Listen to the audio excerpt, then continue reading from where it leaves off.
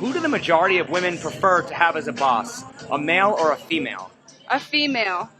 Because men always just think they're entitled, and that I feel like women are strong, beautiful creatures that can run businesses better than men at some points. And I'm the opposite. I'm gonna go and say I prefer having male bosses. I think women are very competitive. I believe that, women bosses, they'll try to kind of dumb people down so they stay on top.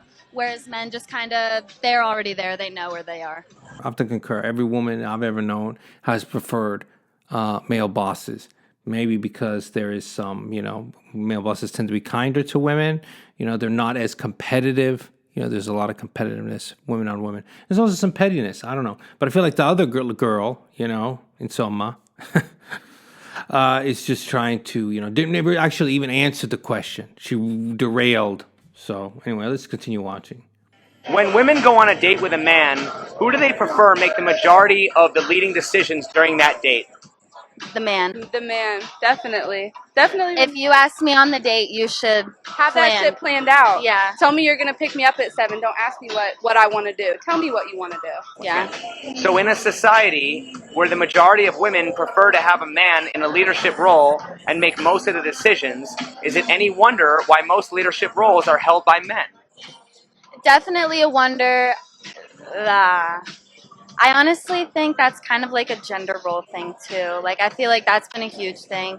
Men get places a little bit easier than women. So when women get there, they work harder to stay. But I mean, is it fair to say that maybe a lot of reasons why, men are kind of in leadership roles is because women want it that way? Want it that way. So do they have the right to complain about it if that's their preference? Probably not.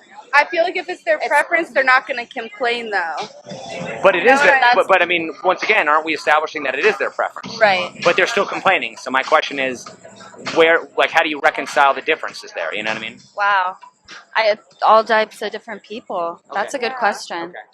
I actually really liked this video. When I came across it, I thought I would share it because we don't really talk about that often. How women, generally speaking, do prefer a man who takes charge. They expect someone to plan the day, to do this, to do that. And this is a reflection of how society has kind of been built.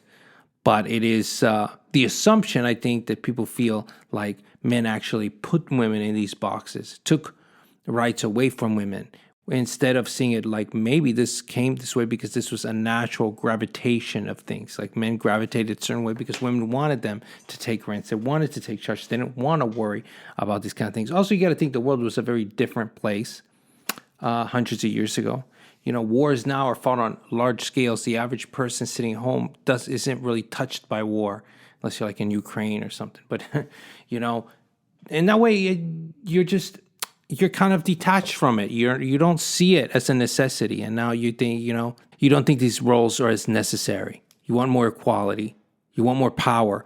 But, it's kind of like with the thing, with great power comes great responsibility. And if people really were put in a situation like in Ukraine and stuff like that, they don't want that equality.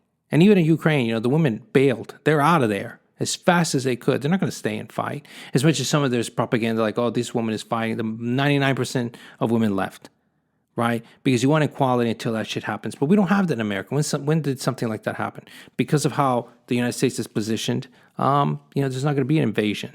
It's not going to be a draft probably anymore. So, and even when there was a draft, it didn't affect women. So they're never really touched by this, so they don't see the need for it. And it's just one of those situations where you want your cake and you want to eat it too. Anyway, that's my perspective. I would love to hear your own.